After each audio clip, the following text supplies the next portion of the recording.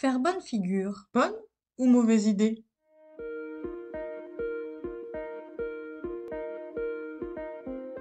Bonjour, je suis Dominique Meunier. J'accompagne les femmes souffrant de charge mentale et de trop-plein émotionnel à retrouver une vie joyeuse et légère en apprenant à lâcher prise et à gagner confiance en elles.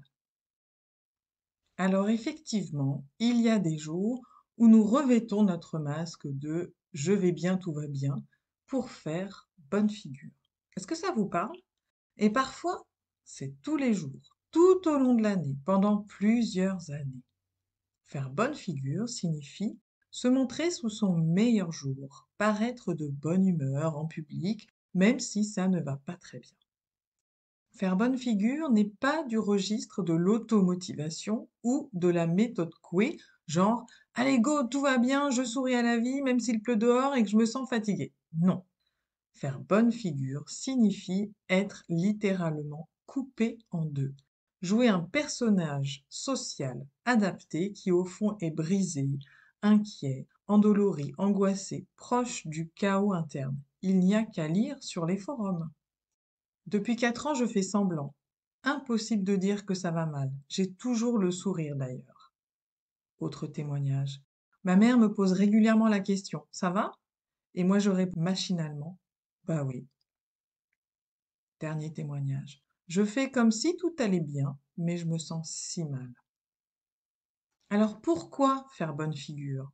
Faire bonne figure répond à un besoin. Cela n'a rien à voir avec de l'hypocrisie ou de la malhonnêteté.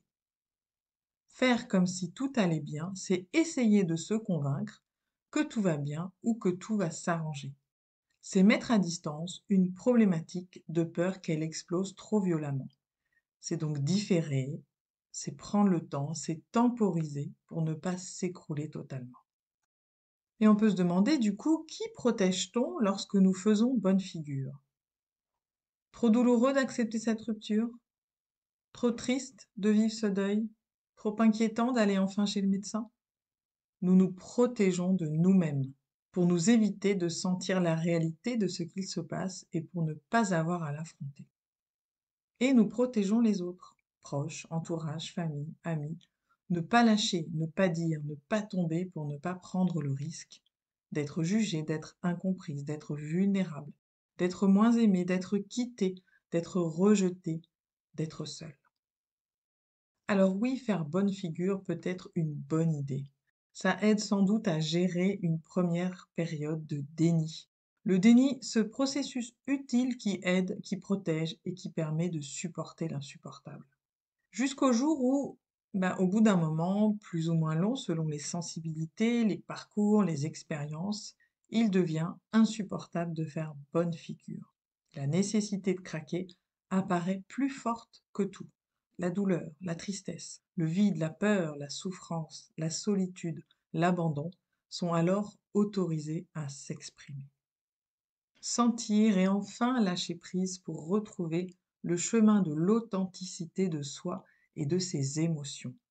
Ressentir et laisser sortir la vérité de soi pour réunir son être psychocorporel, c'est-à-dire pour réconcilier son corps et son mental. Accueillir pour accepter, accueillir sans ou avec de l'aide ce qui envahit trop. Accepter pour être soi, devenir ou redevenir soi. Arrêter de faire bonne figure pour être dans la vie et non à côté, même si au présent cette vie fait mal, terriblement mal.